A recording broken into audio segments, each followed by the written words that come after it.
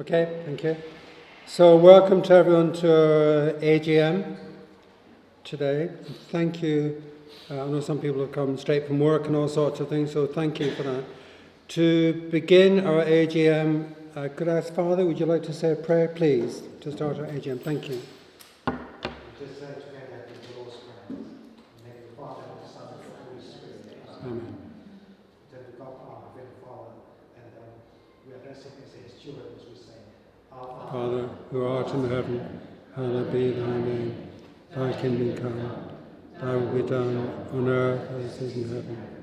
Give us this day our daily bread, and forgive us our trespasses, as we forgive those who trespass against us.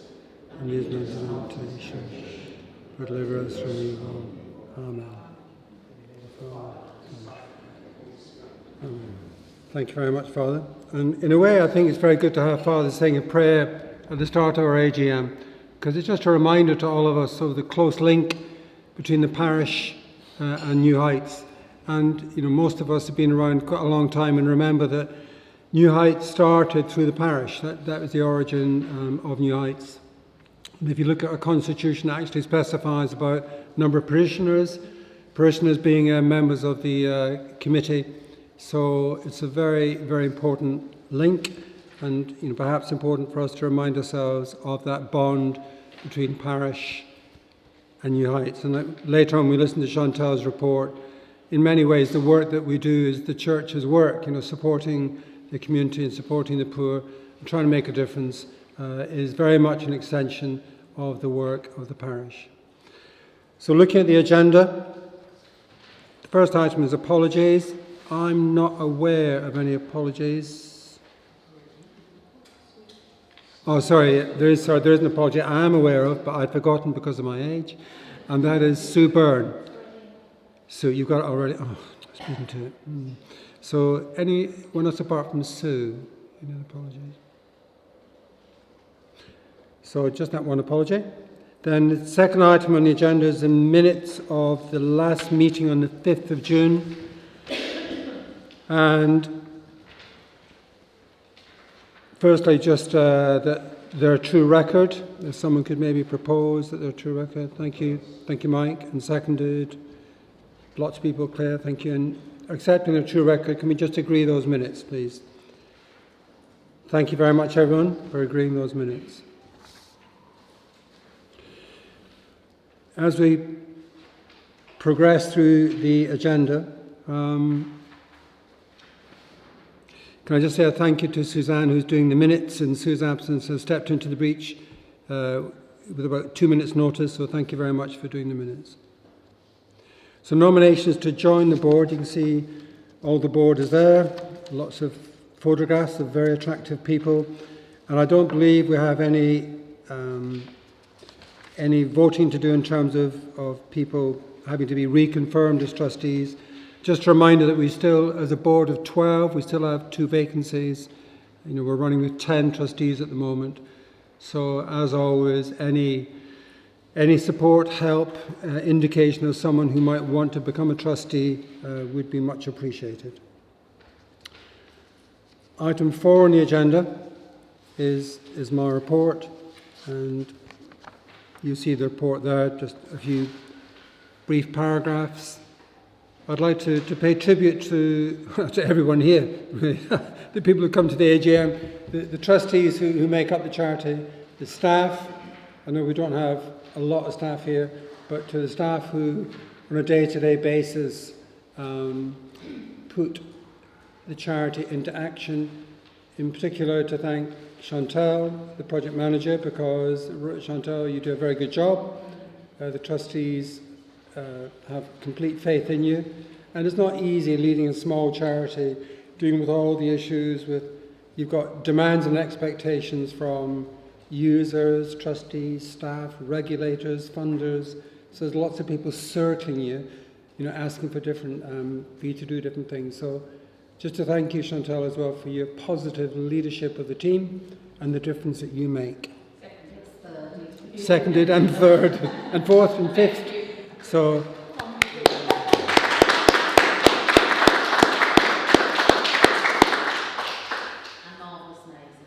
That was quite amazing. So, unless there's any questions about my report, I'm happy. As we go through, we can take questions. There's not a lot of us here. Is there any questions? I'm very happy to take them on my report. No questions. So I'll hand over to a much more important person, to Chantal. Item 6 is the fundraising report, and fundraising report is attached. I'm sure you will have read through it. You can see the biggest challenge for any charity is chasing money and bringing money in. And once you have money in, the money begins to run out almost immediately because you're spending it.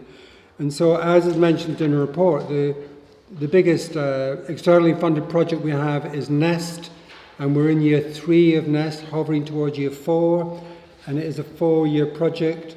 So trustees, collectively we are looking at the kind of next big bid in order to try and bring resources in. You can see from the report that collectively we've been doing some small bids as well to try and bring money in. Our previous success, I need to just point towards John McGorman and say he was like a third Dan black belt jiu-jitsu in fundraising and has done an incredible job. So again, just to give a public thank you, John, to all the work you've done in bringing in huge resources into the charity.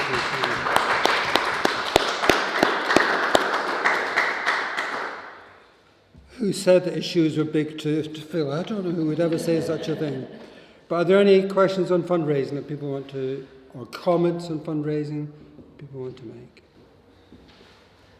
Just a comment is, halfway down you said about the grand uplift from the lottery, that you're still proceeding with that request to the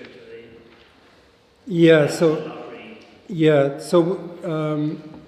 So just a reminder for all of us, with the lottery funding, early on, because of COVID, we realised that costs would increase with inflation and energy and salary. So we put in a request to the lottery, and what they did was they took funding from year 4 and brought it down to years 1 and 2/3. So they said that because we were making a request early on in the lottery, this particular project, that they couldn't just say there's the money, because they want to review how we'd spent the money by year 3-4. So we're at the stage now where we've, after much dialogue with the lottery, we've submitted a request that the uplift be made real. In other words, that they refund what they took out of year 4. There's a considerable amount of money, and because our overall lottery bid goes over 500,000, it needs to go to the national team. So literally in the last 24 hours, it's gone to the national team. It's been kind of rubber stamped by the local lottery team. The national team will consider it. Will they approve it or not? We have no idea. We have no idea. They may come back with some supplementary questions for us to clarify things, which we look forward to. I'd like to say this has been a stress-free process, but that may be an exaggeration. But we're nearly there in terms of lottery, so we'll find out about the uplift. Fingers crossed we get the uplift and it's sustained. The uplift just means then we can run the project fully into year 4, to the end of year 4. That's what it's about. Thanks, John. Good question. Anything else on fundraising? Comments? Yeah. It's a comment, really. I do think that I know how hard it is, and I don't any of everything, but I think you ought to celebrate the fact that there's a more than 50% success rate when nationally there's a 40% between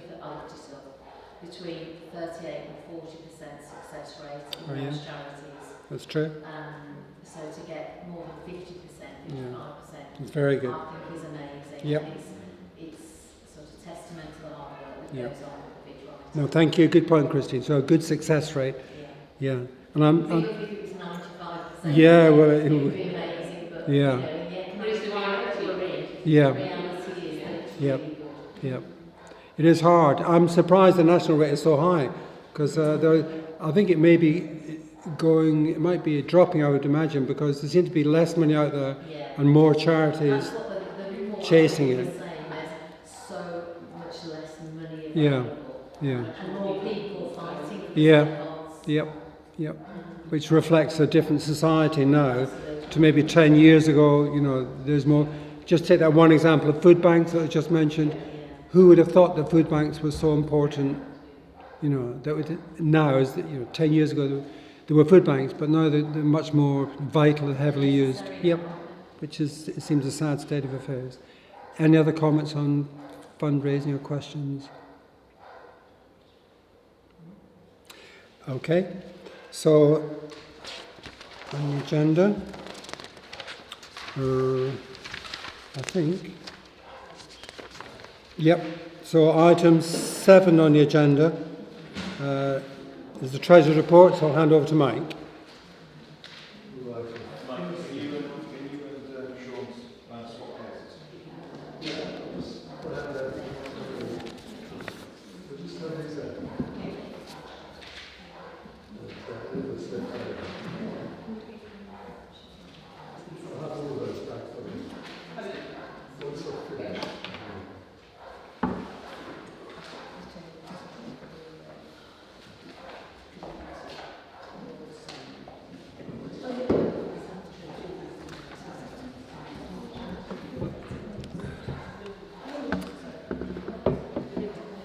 Right, okay, one of the main functions of an AGM is to approve the accounts. And the actual accounts that we've got is probably a 22-page report. There's no point in going through that. There's a lot of detail there, and it's probably going to sort of like pull the pants off most of you anyway. So it's really just a matter of going through the main figures.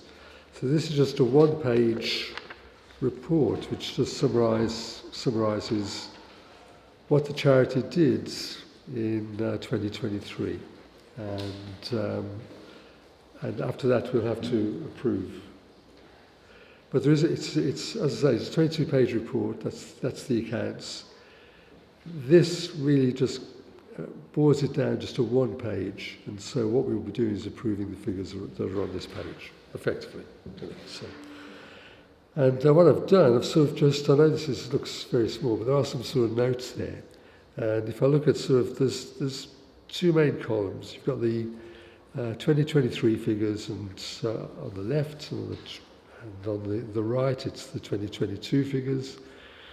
And the first box is to do with income and expenditure. So we've got income, we've got costs, and we've got a sort of like the deficits or the surplus that we've got at the end of the year. So I'll just go through them line by line. The incoming resources during the year was sort of a total of 310,500, and that's split between restricted funds of 289,000. Unrestricted funds is 21,000 for 23. For 22, those same figures we've got 267,000 restricted, nearly 24,000 unrestricted. That makes a total of 290,000. So there's an improvement, if you like, of 20,000 over comparing the 2 years. But what we've got in, just to give you an idea of the net effect of Nest, there's a figure there which is on the notes of the accounts. You'll see that the income from Nest for 23 was 157,000 compared to 114,000 in 2022. 2022 is when the thing started. 23 is a full year, so that's the difference. If you look at that figure of 157, you can see that is a significant amount compared to our total income of 310,000. The other figures which will be significant are the salaries, because the salaries in 22 were 83,000 for Nest and 114,000 in 23. That's the way it is. And so the other costs, 23, 42,000, and it's 31,000 in 22. So the whole effect of Nest, if you like, has distorted the figures. You can't look at the 2 years and compare like for like, because they are different figures and different activities. And also in terms of the average number of staff employed, in 23 was 12, and in 10 it was 22. It was 10, sorry. And income, so I've gone through the income, expenditure, blah, blah, blah. When we look at sort of the actual deficit, which is what it was a deficit in both years. The total deficit in 23 before depreciation is 21,000, and so that compares to a total deficit in the previous year of 12,000. We have a figure of depreciation of 27,000. We don't include that as a cost with the rest of the costs because it doesn't involve cash. It's a calculation of the figure that we were required to make on the buildings, on St John's, and the depreciation is spread over quite a number of years. It's 25 years, that's the time that we have the lease. The original figure was something like 650,000 cost, so we're writing it down over the period of the lease. We're now in the 15th year, I think it is, of the lease, and there'll be another 10 years to go, something like that, another 12 years to go. So there's still so it's a cost which we have to account for. We can't get around that. That's just an accountancy rule. So that increases the loss that we have in the year, and that makes that 48,000 compared to 40,000 in the previous year, which again is another deficit. If we look at the deficits between restricted and unrestricted, the net movement after depreciation is 28,000, but that includes 27,000 depreciation charge. So restricted funds, slight loss of £400. So that really is what you expect. You know, if you get sort of like you have funds come in and you spend them, and so you'd either make a small profit or a small loss. So it's a small loss this time. Unrestricted funds is slightly different because last year we had a figure of 23,000, and that was helped by some government funding allowances, which helped us to get up to 23,000. This year we've got funds of 20,000. We didn't have those allowances this year, but the positive from that is that the unrestricted income, in other words, lettings through St John's, cafe income, is starting to increase, and that's a good thing from everybody's point of view. However, we did have an increase in costs during the year. We had a few changes and additional costs. Our costs for 23 were 42,000 compared to 33,000 in 2022. Overall, that means for unrestricted funds, we made a loss of 21,000, as opposed to 9,500 the previous year. The net effect of that, again, is that we had a balance brought forward for unrestricted funding, which we've built up over the years, 120,000 brought forward at the 1st of January 23, and that 20,000 has now reduced that to just under 100,000. So that isn't good, but we've still got a fair bit to use, and that's so we're hoping, hopefully that we'll sort of we'll get up to the levels of unrestricted income that we did have before COVID. It is starting to happen. I do emphasise that. The second data you got there, that's the financial activity in the year. The balance sheet just gives us our fixed assets and liabilities as a comparison between the same date, 31st December 23 and 31st December 22. The big numbers there, you've got fixed assets for 23, it's 300,000, so that's just reduced by the depreciation charge of 27,000. But we do have sort of substantial funds in the bank. At the end of December 23, it was 275,000 compared to 293,000 the previous year. So that's not bad. It's sort of like, it's quite good really. We include in that an operating reserve of 75,000 in both years. The operating reserve is there just to make sure that if we have to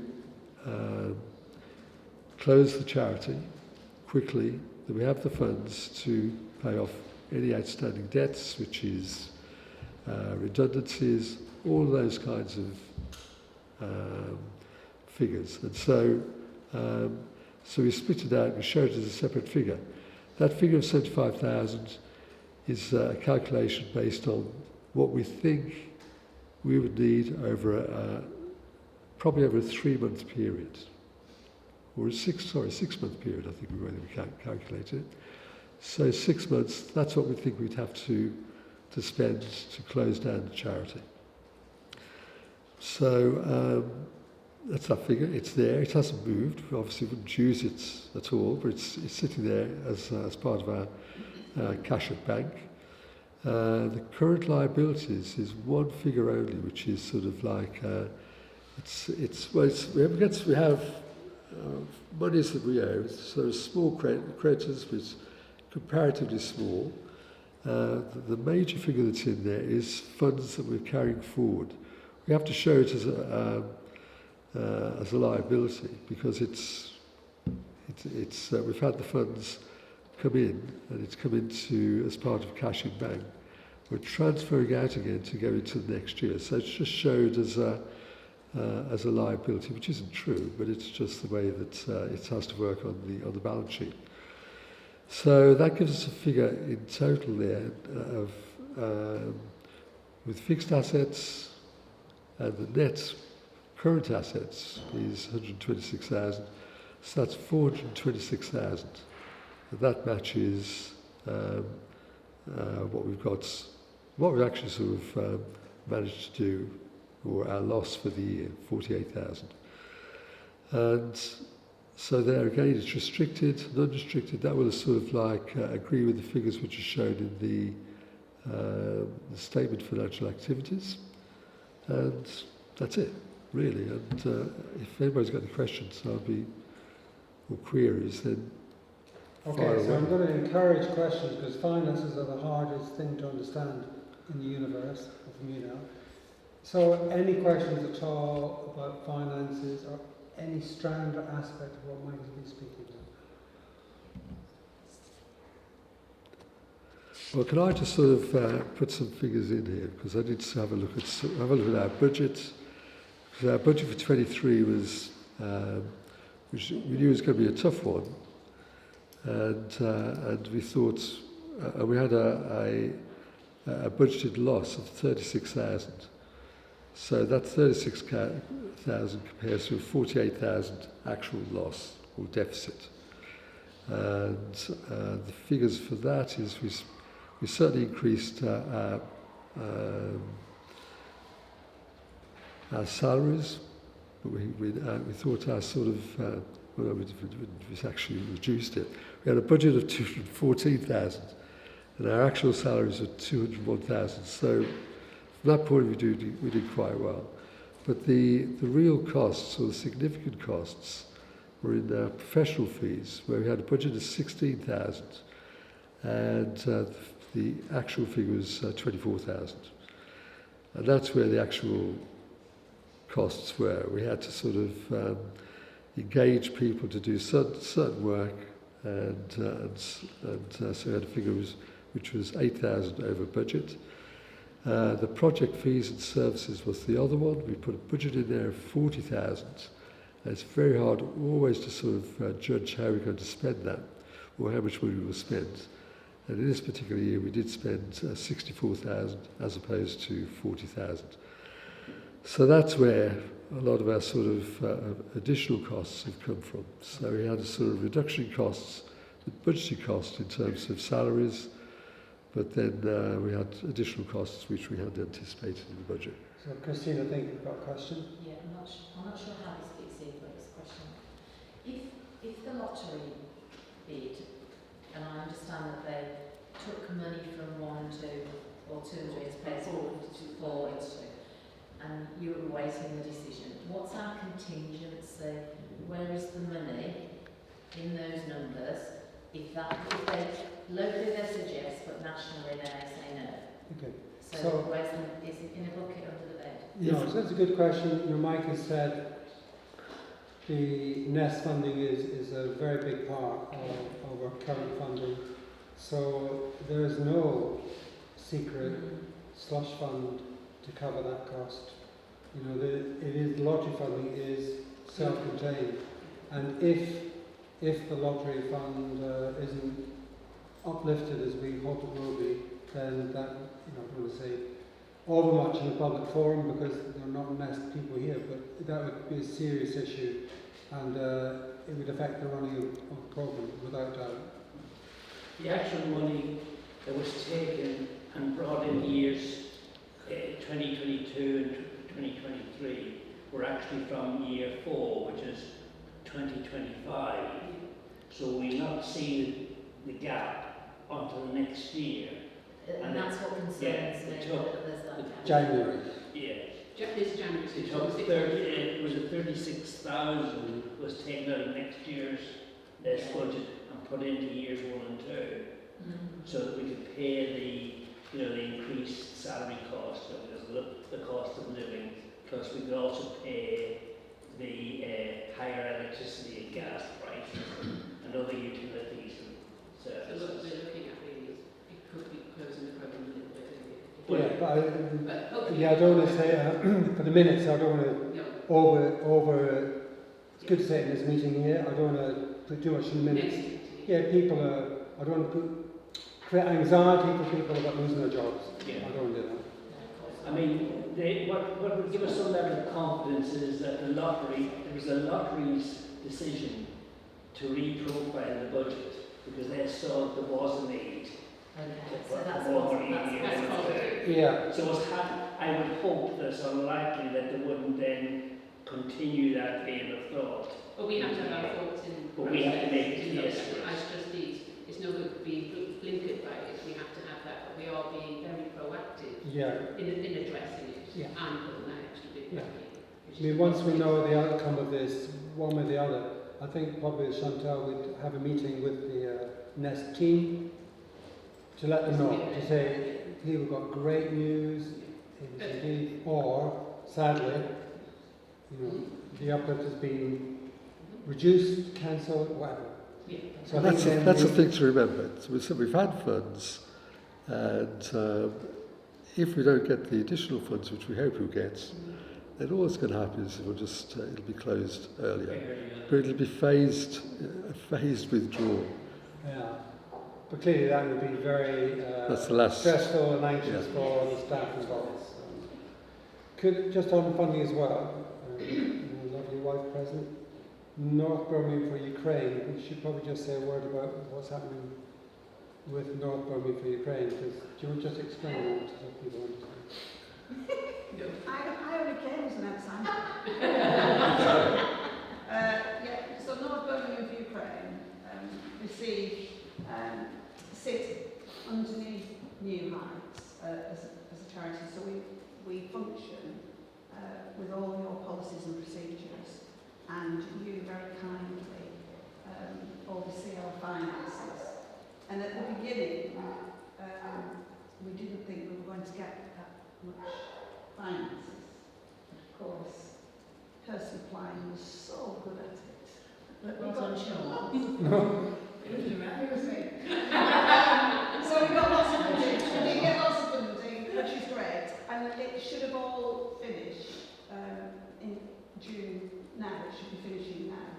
But because of the success of the project and because we have managed to also meet our targets and extend the targets, and they've used our data with the government to get more funding for Birmingham, and it's our data, not everybody else in Birmingham's but ours, that they've got more funding. So at the beginning of June they contacted me. Other people had to apply for more funding, but at the beginning of June they contacted me to say, what great news, we're going to fund you until the 31st of March 2025. That wasn't such great news for me because I was hoping it would end and I could stop doing what I'm doing. But anyway, So it has brought in quite a bit of funding, and we could apply for more funding, but I've stopped because it would skew the your budgets, I think. Is that We money? are very grateful for all the support we're given from the finance side, from New Heights, because it isn't simple. I know it's more complicated. So a reminder, there is a service fee for this 5%. So 5% of the income is paid to cover Denise's, to help us cover the cost of, and just to say on the finance side, it's great. You know, another member of the team went with Maisie. Denise coming in is good to offer support on the finances. So, but that inflates our figures as well. That is part of our income. So our income is not quite as rosy as it would seem, because some of that money is ring-fenced for North Birmingham for Ukraine. But just to say that in Birmingham, what they have done for Ukrainian refugees, which they've never done for any of the refugees, is they've set aside 40 houses, local authority houses, for them to have. So now, I think when we first started, we had probably about 50 families living with sponsors. We're now down to 9 families living with sponsors, and all of the rest are in either local authority houses or private houses. But the local authority houses are mainly in King's Standing and Erdington. So actually, the King's Standing ones are New I was going to ask Heights. if there was an overlap, so that North Birmingham, that you're still providing a service through the New Heights for the people of this community. That's fantastic. North Birmingham covers Erdington, King's Standing and St Caulfield. And actually, because more of the council properties are in King's Standing, we are now, a lot of them have moved to King's Standing, so we're supporting them. And New Oscar. So we are supporting them. Great. I was going to ask if there was an overlap between. There is. Because that increases our service users. Yeah, it'd be good for those people to start getting in touch with New Heights. It would be nice to actually try and get something going Ukraine-based here. Yeah. Sorry, I wasn't going to say anything, but I'll carry on. So the other thing is that I did apply for some additional funding to do a project, an intergenerational project with elders and teenagers, and I got a ridiculous amount of money for that. It was just stupid. But very kindly, Maisie gave us some information about the near neighbours funding for a project for teenagers, Catalyst, which trains them in doing social action work, and we've applied for that, and they're very keen to work with us. So that might be something that we actually Bring here. and do here with our teenage Youth social action. and with pupils from Bishop Walsh that live in King's Standing, so that it's a mix of children. And then they'll do, our Ukrainians do the project with Ukrainian elders, and Bishop Walsh children will do a social action project in this area using the CASA. So that was a very useful contact from Maisie. Well done, Maisie. Well done. So, back to finance and accounts. Any other comments or questions for Mike? What we do need is an approval. Right, could we ask someone to propose that we approve the accounts? Christine, seconded by Claire, and all in favour? Accounts are approved. So the only other, so thank you very much to Mike as well for all the work in finance. Thank you. So the last thing then, just on the agenda, is an AOB, which you should never really put on an agenda, but it is there. So are there any other matters people want to raise that have not been covered so far? I'd be amazed if there were, but you never know. So we're going to finish the meeting at 10 to 7. So thank you very much again. And thanks to Maisie and everyone else for preparing and organising and papers and refreshments. I think there's a lot of Swiss rolls still to be eaten before you're allowed out of the building. And thank you again to every single person for coming tonight. Thank you. Have a safe journey home.